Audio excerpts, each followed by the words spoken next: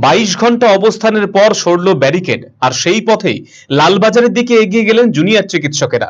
আর এরপর ফিয়ার্স লেনে অবস্থান চালিয়ে গেলেন জুনিয়র ডাক্তাররা। একদল জুনিয়র ডাক্তার বসে রইলেন অবস্থানে এবং তাদের প্রতিনিধি দল লালবাজারে পৌঁছে দিলেন স্মারকলিপি। কিন্তু সেখানেও এক অভাবনীয় দৃশ্য দেখলেন গোটা রাজ্যের মানুষ। যার পদত্যাগের দাবি তুলে আন্দোলনে নেমেছিলেন জুনিয়র ডাক্তাররা, সেই কলকাতা পুলিশ কমিশনারের হাতেই তুলে দিলেন তারই পদত্যাগের দাবিপত্র। এদিনে ডেপুটেশনে জুনিয়র ডাক্তাররা কমিশনারের ঘরে ঢুকলেন প্রতীকী শিরদাঁড়া নিয়ে।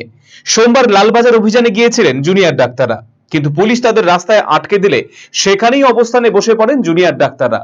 এরপর কেটে গিয়েছে 22 ঘন্টা।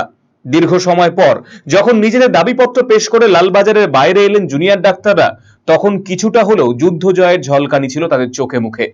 তবে জুনিয়র ডাক্তাররা স্পষ্টতই জানিয়ে দিয়েছেন, তাদের জয় হলেও এখনো দাবি পূরণ হয়নি, এখনো পদত্যাগ করেনি পুলিশ কমিশনার।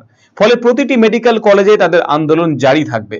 এদিকে একদিকে যখন জুনিয়র ডাক্তাররা পুলিশ কমিশনারের পদত্যাগের দাবি তুলে পুলিশ কমিশনারকেই স্মারকলিপি জমা দিচ্ছেন, তখন আরজিকর দুর্নীতি মামলায় ধৃত সন্দীপ ঘোষকে আদালতে তুলল সিবিআই।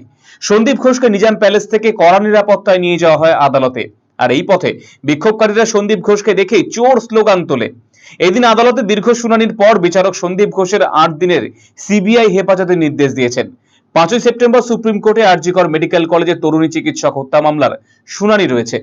সন্দীপ ঘোষকে হেফাজতে নিয়ে সেই হত্যাকাণ্ডে কিনারা কতটা করতে পারে সিবিআই, সেদিকেই এখন নজর গোটা রাজ্যবাসীর। আমরা প্রথমে গেছি, আমাদের যা যা প্রশ্ন ছিল সেগুলো বলেছি।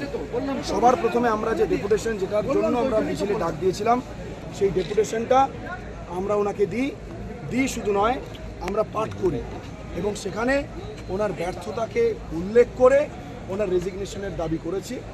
উনি সেটা খুব গ্ল্যাডলি, গ্রেসিয়াসলি অ্যাকসেপ্ট করেছেন এবং রেখেছেন। এবং তারপর 14 তারিখ, 12 তারিখ, 9 তারিখ যে ঘটনা ঘটে গিয়েছে আরজিকর মেডিকেল কলেজে, সেই ঘটনার সম্পূর্ণ দায় উনি ব্যর্থ হয়েছেন এবং যে উদাসীনতার পরিচয় ওনারা প্রথম থেকে দেখিয়েছেন, এখানেও সেই একইভাবে গোল গোল করে ঘুরিয়ে কোনো সদুত্তর আমরা পাইনি।